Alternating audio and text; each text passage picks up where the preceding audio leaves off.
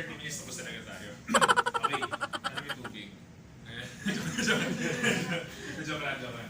Okay, so tingnan niyo ma'am, may tatlong objective lang po tayo sa presentation natin. Number 1 ma'am, ma'am, sabi ko nga po, may ginagawa po kayo, may pinagkakapalahan. Hindi ko lang po yung negosyo kayo. Okay lang ba hindi natin iiwan yan? Okay lang po ba yun? Walang iiwan, nag-aaral kayo, dadagdag lang natin siya. Okay lang po ba yun? Maganda lang dito pag ginawa po natin. Thank you so much ma'am, salamat po. Yung pinakamaganda dito sa kung sino man siya, yung mga pag-office dito. Kasi ma'am, dahil ang daming mga nag-aano ng produkto talaga dito, ang daming bumibili ng mga products.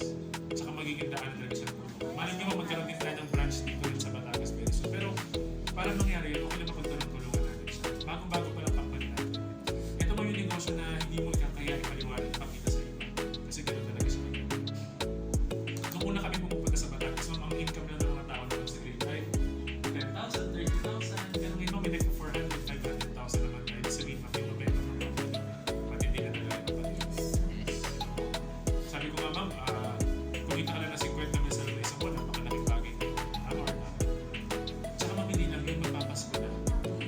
Ano pa naman yung pagtulong-tulungan natin para ma-experience natin yung best Christmas with your loved ones. Kasi ang goal namin sa victim, gawin na natin, todo na natin para by December, pahinga na lang tayo.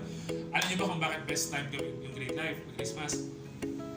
Bilang ramdam na po namin sa sales namin mag-asawa. Bilang nanregalo po kasi yan, bilang pang-pack na ganda nyo lang yung packaging ninyo. Yung iba, something big, something long, something big, something yellow, something purple, bilang nanregalo. Ang ginagawa namin para ito tip ka lang bago marami. So nalagyan namin ng sticker yan pag pinanregalo namin. Tapos nang repeat order na yung pagdating ng video. Ulit pa natin customer namin. Minsan nung pag nahina kami sa isang gabi, 15,000 na nagaganda namin. Pwede na ba? Pwede na rin. Mahina pa kasi yun. Kasi mulan lang. Wala receipt na, di ba? Pero doon naman talaga kaganda yung product natin. Pero before Pili ako ng package na pwede kong magamit. Pwede, hindi ko ba siya mabenta?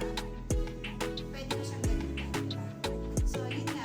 Pinili ko yung package na maraming napkins. Kasi believer din ako ng napkin. Na-discuss pa lang sa akin na-demo ni AJ talaga. Wow! Ngayon ako nakakita ng ganong ano. Although nakakarinig na ako ng napkin na with an irons, pero hindi ko siya ginagamit. Kaya sabi ko, sige, pwede naman. Puro napkin kasi may anak ako. Tatlong babae, dalawang lalaki. So, 4 kami gagamit ang napkins. Hindi na masama yun kami nga gagamit. Kasi mas maganda talaga. Ikaw yung gumamit ng products na yan. Kasi paano makukwento sa ibang tao kung hindi mo ginamit? Yes. Hindi ko siya makukwento.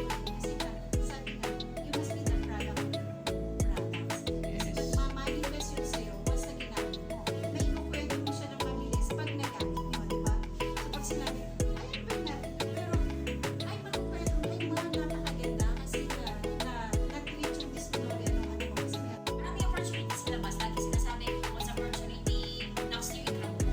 Okay yan i-grab mo. Pero dapat piliin mo yung opportunity na sa tingin mo magkakaroon ka ng magandang resulta or maganda yung papasukan mo.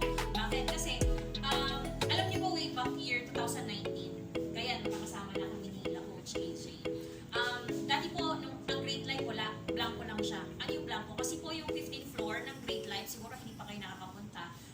Yung building po kasi buong 15th floor is Great Life. Our company invests almost 40 million para po magpaganda ng opisina.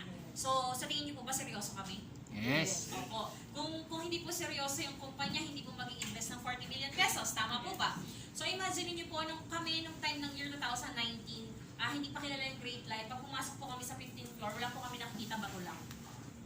As in bato. Mga wiring, mga buhangin, hollow blocks. Kasi po, dinidevelop pa rin siya. Alam niyo po, ang hirap dati sa amin, nung nagsimula kami. Kita mention Feb 8 ka rin, di ba? Hindi pa. Hindi medyo after pa ng Feb 8. Kasama ba natin siya ng Feb 8? kasama ka. Yes, yes. Kasama na, di ba? Kasama na, di ba?